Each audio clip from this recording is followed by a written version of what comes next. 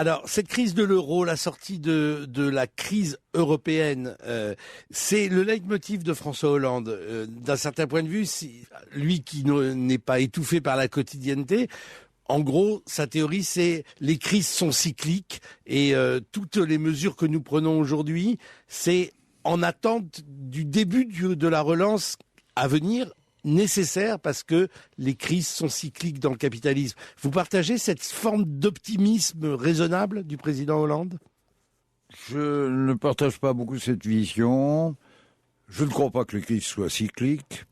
Permettez-moi de rappeler que de 1945 à 1972 ou 13, il n'y a jamais, ça fait près de 30 ans, jamais eu de crise financière. Pas de crise cyclique. On savait faire. On a méthodiquement cassé tous les régulateurs qui empêchaient ça depuis. Et maintenant, nous avons retrouvé une grande crise cyclique tous les 4 ou 5 ans, c'est vrai. Tous les 4 ou 5 ans, ça fait un cycle presque court. Mais ce n'est pas la vraie analyse de ce qui se passe maintenant. Il faut se souvenir de Lehman Brothers à quoi j'ai fait déjà allusion tout à l'heure.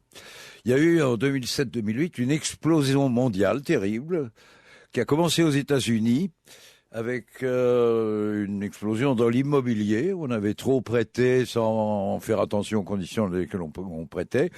Il y avait même une prime supplémentaire, la subprime, et ce système bancaire a fait une bulle, a complètement explosé. Ça a dégénéré, et ça a entraîné une faillite générale qui, avec la faillite de Lehman Brothers et un millier de banques américaines quand même, a entraîné un début de récession mondiale. On a eu moins 3% du PIB en 2009. C'était une crise de la finance purement privée. Purement privée. Les États n'y étaient pour rien. Mais nous étions déjà dans un système qui encourageait les États à s'endetter.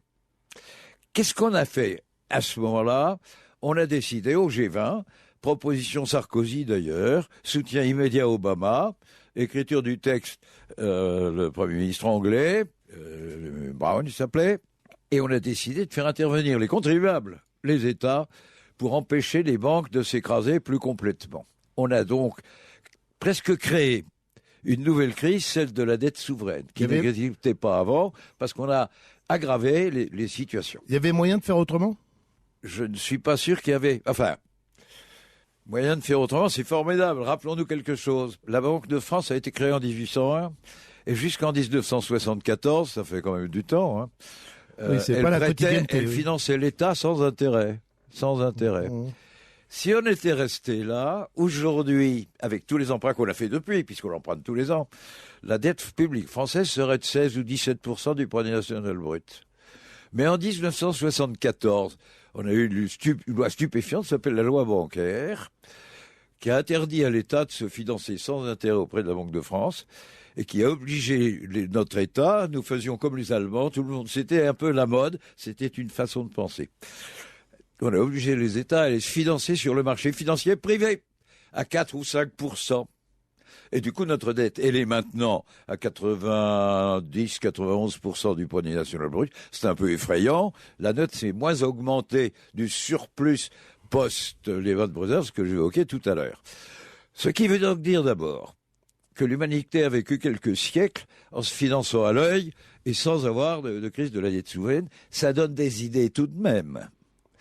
Quand on sait que les banques centrales américaines a, depuis ça, pour éviter la récession, fait bien plus que tous les autres, en prêtant 1200 milliards de dollars en plus des 700 milliards du plan Obama officiel, à 0,01% d'intérêt aux banques en difficulté, les banques qui nous avaient mis dans la difficulté, mais qui étaient elles-mêmes, trouvaient leur argent pour s'en sortir à 600 fois plus cher le loyer de l'argent que la pauvre Grèce, et même à 300 fois plus cher que nous.